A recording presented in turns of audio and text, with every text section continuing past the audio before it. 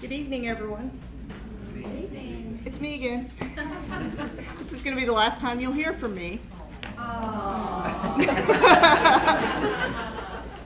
And tonight's topic is Bishop Park. How many of you guys are familiar with Bishop Park? I'm hoping everyone, because this is one of our core parks in the community. This is one where a lot of memories are made. A lot of different things happen there. It's just one of our core parks, a lot like Memorial Park is. We consider it one of our flagships, and it is one of our oldest parks. I always like to put a little slide to tell you about the history. I'm not sure how many of you are familiar. Park was actually the site of the original Athens Fairgrounds. And in the 70s, it was converted from the fairgrounds to the park. All the infrastructure that was in place was really cool, was recycled and reused to help form the infrastructure for the park. It's still in the ground today. And I know you guys get tired of hearing me talk about how old things are, but I'm just giving you a snapshot. We have things that are pretty old in this park. You can see we've got the gymnasium that opened in 1976. That pool that's there, 1977. I think it looks pretty darn good for a 1977 model pool. We've got additional parking, tennis courts, those covered tennis courts, aka the place where the farmers market happens. That happened in 1996. That was actually part of a SPLOST project. And then we had a pool renovation in 2012. I'm going to talk a little bit more about that in a few minutes. But I want to tell you, Bishop Park is still going and still functioning because we do have a rock star maintenance crew on staff. Our department, as well as Central Services, has worked tirelessly to keep this park going for as long as it has. They've repaired things, they've applied Band-Aids, they've tried to stretch this, but there's a lot of things that are at the end of the life cycle. And that's what prompted us a few years ago to start a very robust public input process that resulted in a master plan to take Bishop Park and not change it, but just take that jewel and take that park that people love and make it something that future generations can enjoy and make it a bit more timely with some of the uses for what current and future users want to see. So what I'm going to be showing you tonight is a phase one of implementing that plan. It's again looking at what are those most critical things we really need to address and what seems like it's in more of a manageable chunk, because we can't do the whole thing at once, but how do we want to phase this? So we're going to talk about the renovations and additions for aquatics, athletics, amenities, and infrastructure. I'm going to walk you through my parade of photos like usual. Now remember, I said I was going to tell you a little more about that pool. In 2012, SPLOST funded a pretty significant repair to that pool. We had a leak, and we couldn't figure out where it was going. We figured out there was a problem with the gutters. Dug up the deck, worked on the pool gutters. That's where the water overflows and then goes back into the system. There was a lot of water leaking. We had divers, we had dye, we had all sorts of things trying to figure out this leak. We did work on the gutters. Unfortunately, we were able to fix the gutter leak, but we're still leaking thousands of gallons of water a day from this pool 7 months out of the year. We're not 100% sure where it's going because we've ran all these tests. We fixed the gutters, but we've still got a significant leak, and the only way we're going to be able to fix that is to take the pool out, redo it, and put the pool back. So that's one of the big costs that's happening in this proposal. But you can see this is an important pool because it's our largest pool. We're able to have the swim team compete, and it's also our teaching pool where swim lessons happen. There's a new program that just started last summer. Kent actually helped get this one going, and it's KinderSwim, which is free swimming lessons for children that are 5 years old. So the whole initiative there is to try to get all children that opportunity to learn how to swim. That happens in this pool. This is our teaching pool. Athletics facilities, we have the ball fields. We use them for multiple purposes. They can be used for softball. We use them for football. We've got different types of users, different ages of users out there. It really serves a diverse group of people.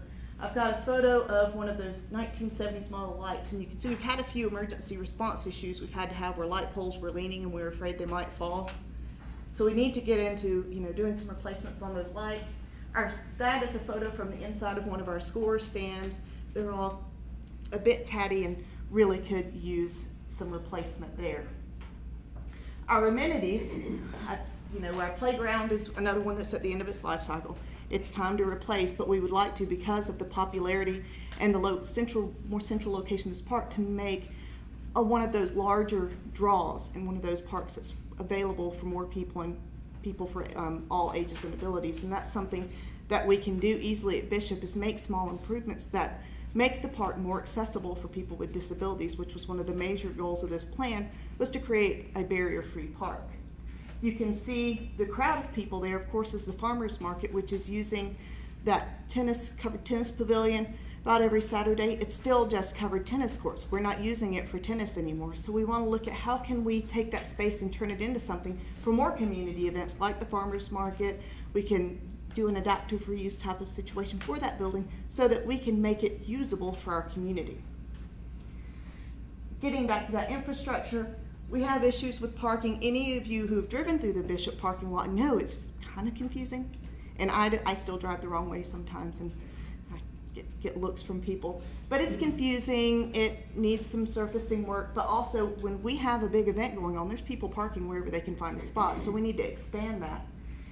And then again, going back to some of that infrastructure, I have some photos of some of the power boxes that are out there just for anyone in the public. There's rusty, gross 1970s power infrastructure that we really need to get under there and replace.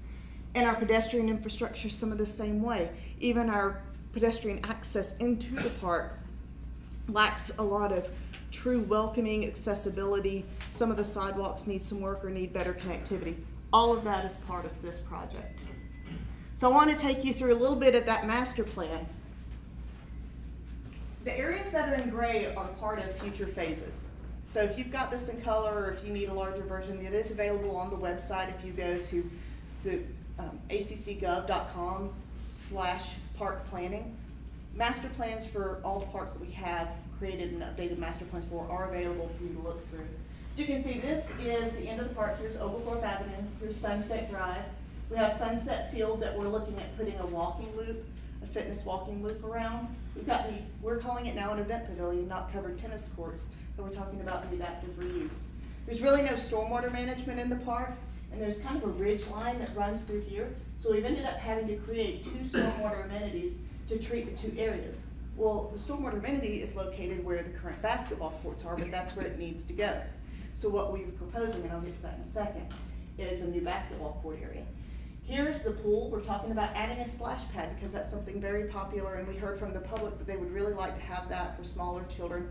It's a great family activity that reworks the viewing area and the bathhouse and the pool equipment area. So this kind of reworks the whole aquatic section.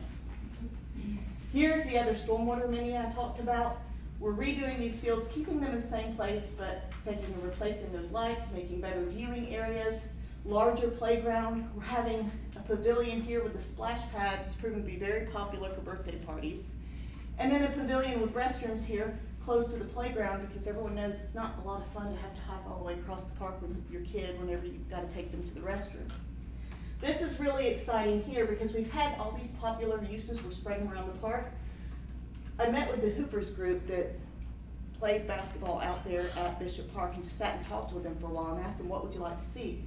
They wanted basketball courts, but they wanted nice basketball courts that would be covered, have better surfaces, better backboards.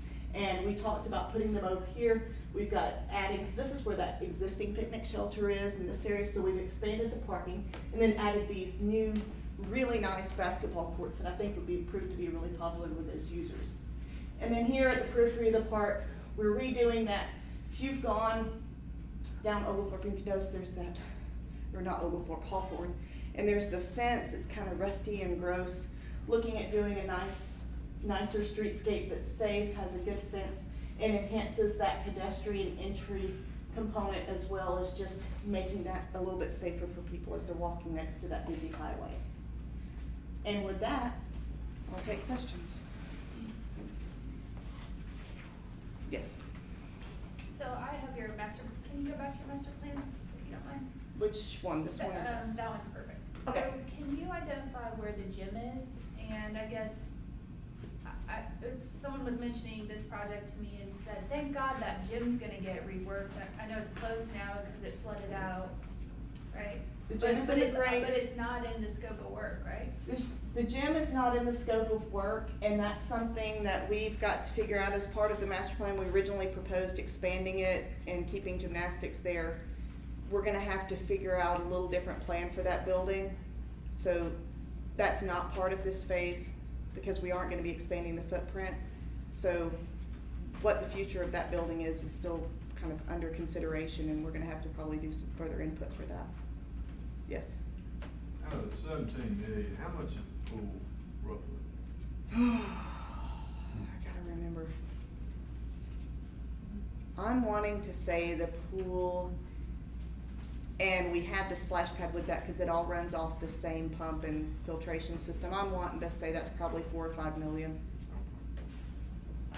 I'm not gonna hold me to that, but I've done a lot of these, looked a lot. It's somewhere in there. It's multiple millions of dollars. Y'all are doing an alternate, right? I think we are looking at alternates for all proposals. Just checking, just making sure, 'cause I'd really like to see an alternate for this, that does the pool and the stormwater drainage and the pedestrian safety and the critical emergency stuff. What, you mentioned the leak that we currently have still, even after the work. How much are we talking per day in gallons? A lot, thousands. That's not a day. A day. Thousands a day? I had the maintenance guys check it, and the pool drops about, when we have it full, that's when we're in the operational period, which is about 7 months out of the year. The pool drops about 2 inches a day. So when you calculate the area and get the gallons.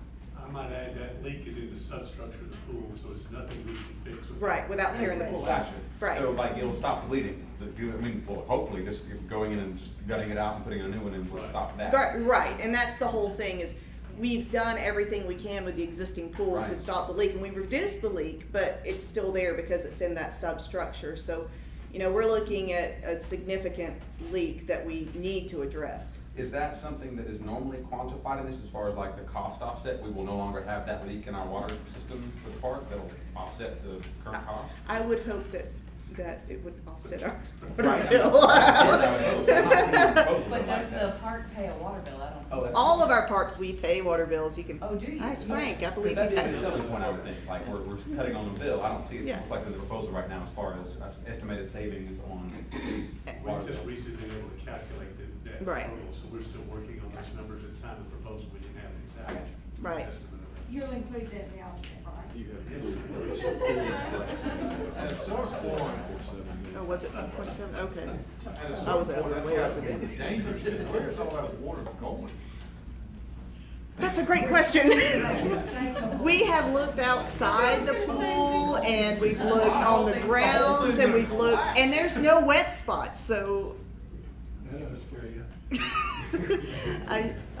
it's scary. And he said I way overestimated the pool amount, so we're looking at what'd you say, about 1.7 on that? Yeah, they have in the estimate about 1.6, 1.7. I was for adding the pool. buildings in. Pool and splash pad, not counting design, that's a construction cost. 1.7. Did that include the pool house? Because we're tearing down the existing one and then adding. Says pool relocating. and support structures. Okay. in your estimate. I work with farmers market about a half dozen or so times a year, and I can tell you that the bathroom facilities would probably be considered excellent on the New Jersey Turnpike, but are totally unacceptable in Athens. Yeah. So they are worn out. They are totally worn out. Does ACC have a contract with the farmer's market? Like, I guess I'd like to know, are they bound to this location for a certain amount of time? Because I've heard kind of whispers of other businesses courting them. We have an agreement with them that's typically renewed annually, I believe, and so it's one of those, you know, year to year, kind of a MOU type of agreement between our two parties.